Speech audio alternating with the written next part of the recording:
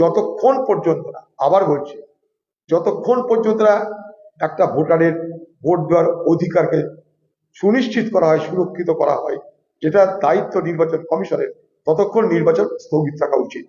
নির্বাচন কমিশন এবং রাজ্য উভয়ের গাফিলতিতে, উভয়ের দোষে, উভয়ের অদক্ষতা, অকর্মণ্যতার কারণে তাদের নাম বাদ যাচ্ছে।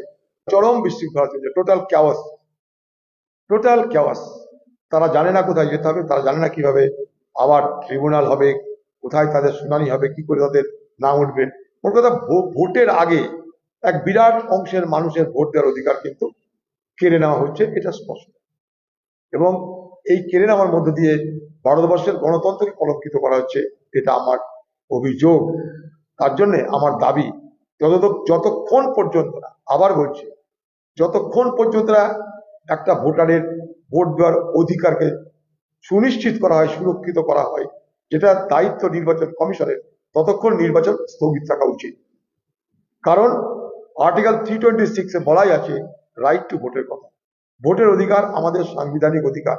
সে অধিকারকে সাধারণ ভোটার যারা, তাদের দোষে নয়, নির্বাচন কমিশন এবং রাজ্য উভয়ের গাফিলতিতে, উভয়ের দোষে, উভয়ের অদক্ষতা, অকর্মণ্যতার কারণে তাদের নাম বাদ যাচ্ছে। ফলে রাজ্যের উচিত নির্বাচন কমিশনকে বলা যে ভোটে বৈধ ভোটারদের নাম সম্পূর্ণভাবে যতক্ষণ না নথিভুক্ত হচ্ছে, ততক্ষণ ভোটদান প্রক্রিয়া বন্ধ থাক।